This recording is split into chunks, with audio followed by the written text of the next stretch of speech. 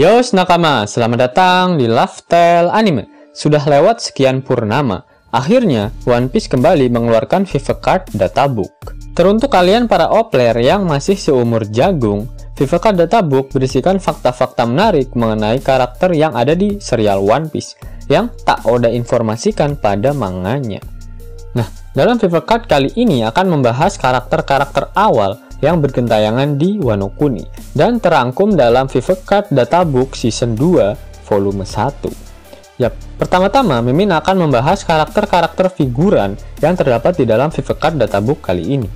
Yang pertama adalah sosok bocil kematian yang meminta Marco untuk menyembuhkan binatang peliharaannya di Sphinx Island.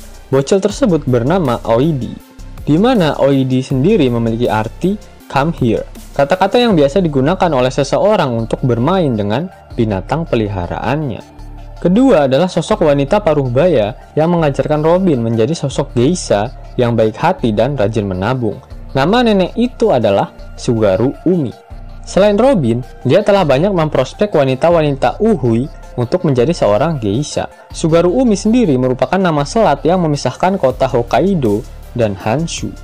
Tempat tersebut sangat terkenal dengan permainan shamisen dengan aliran Sugaru Shamisen, dan aliran tersebut yang dipakai oleh si nenek tua saat ini. Ketiga adalah mas-mas random yang menawarkan untuk memenggal kepala Zoro saat dia ingin melakukan seppuku, di mana mas-mas random tersebut bernama Giro Shintaro.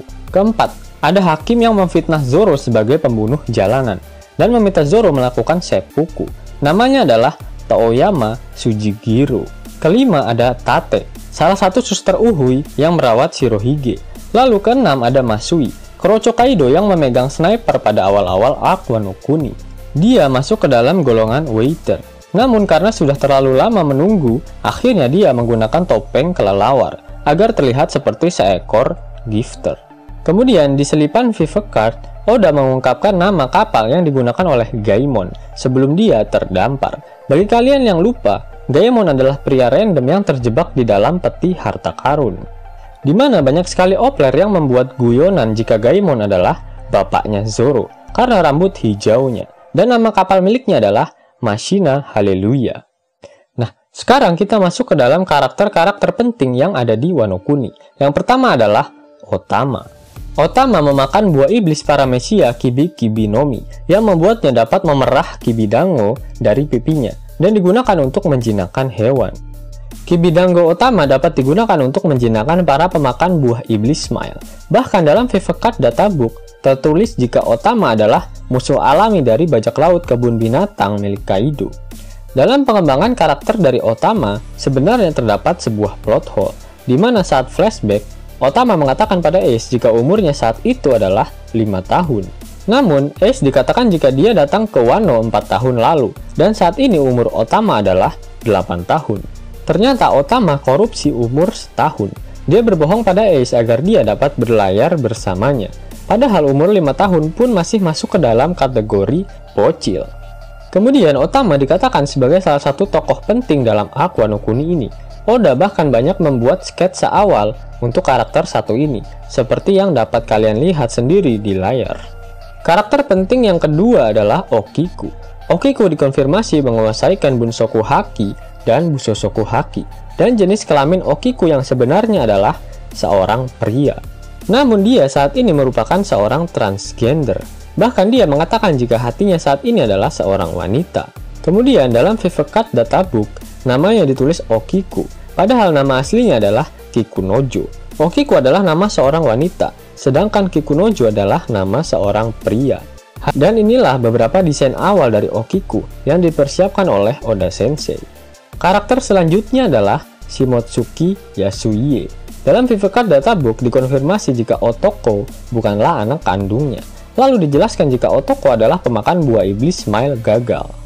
Namun Yasuie tidak disebutkan sebagai pemakan buah iblis Smile gagal, meskipun kesehariannya dia selalu tertawa terbahak-bahak.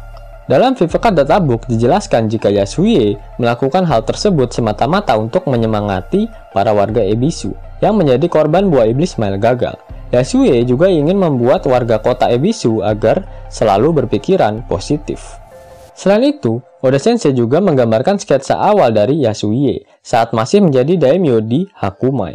Dia digambarkan memakai topeng dengan wajah saat dia tua. Kemudian kita masuk ke dalam pembahasan dari kru topi jerami. Karena skill mencurinya sudah level maksimal sedari kecil, Nami dikatakan sangat cocok untuk menjelma menjadi kunoichi di Wano Kuni, di mana skill miliknya akan memudahkannya saat mengendap-endap masuk ke tempat musuh. Lalu serangan petir milik Nami dikatakan jauh lebih hebat saat memanfaatkan Zeus ketimbang serangan petir miliknya yang sebelumnya. Kemudian dijelaskan juga bagaimana minyak katak milik Usopp si Dewa Ngibul bekerja. Sebenarnya pedang milik Usopp dilapisi dengan lem darah, dan ketika dia menyabet tangannya, lem itu akan menempel pada lengannya. Lalu dia menghilangkan lem tersebut menggunakan minyak kataknya, sehingga banyak orang yang mempercayai khasiat dari obat tersebut. Kemudian banyak informasi mengenai Jinbe yang dibedah pada Fever Card Databook kali ini.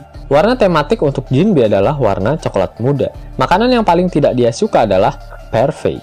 Dan jadwal tidurnya adalah sekitar jam 3 pagi sampai jam 9 pagi. Dalam Fever Card ini juga kembali mengkonfirmasi jika Jinbe telah resmi menjadi kru ke-10 di bajak laut topi jerami dan memiliki posisi sebagai jurumudi kapal. Sebagai salah satu kru yang berusia lanjut, Jinbe berperilaku kalem dan memiliki kemampuan pengambilan keputusan yang hebat. Meskipun Jinbe sudah berpengalaman dalam ranah perbajak lautan, namun dia masih beradaptasi dengan bajak laut topi jerami dan menganggap hal-hal yang dilakukan oleh kru yang lain adalah hal yang normal. Seperti saat dia mengizinkan Luffy untuk mengejar Kid dan Zoro saat berada di awal Onigashima. Kemudian terdapat fakta menarik mengenai pedang Enma milik Zoro. Dikatakan jika pedang Enma memang menarik paksa haki milik penggunanya. Lalu dalam Fever Card Zoro tidak dituliskan memiliki haki raja. Mungkin karena databook ini selesai sebelum manga One Piece chapter 1010 dirilis. Kemudian dalam databook juga dijelaskan rahasia dari Kongguan Red Suit milik Sanji, di mana salah satu keunggulan dari Red Suit Sanji berada di sepatunya. Sepatu tersebut sudah terinstal alat akselerasi, sehingga Sanji mampu bertarung dengan kecepatan yang lebih cepat dibandingkan sebelumnya. Itulah mengapa saat melawan Page One, serangan Sanji terlihat jauh lebih cepat. Oda pun membuat sketsa awal penampilan dari kru topi jerami di Wano Kuni. Mulai dari Luffy, Zoro, Nami, Usopp, Sanji, Choppa, Tante Robin, Franky, dan Brook. Yos nakama, itulah informasi menarik pada Fever Card Databook edisi 2 volume ke-1. Jika nakama menyukai video ini, jangan lupa klik like, share, dan subscribe channel ini ya, agar nakama semua tak ketinggalan info menarik seputar One Piece. Arigato!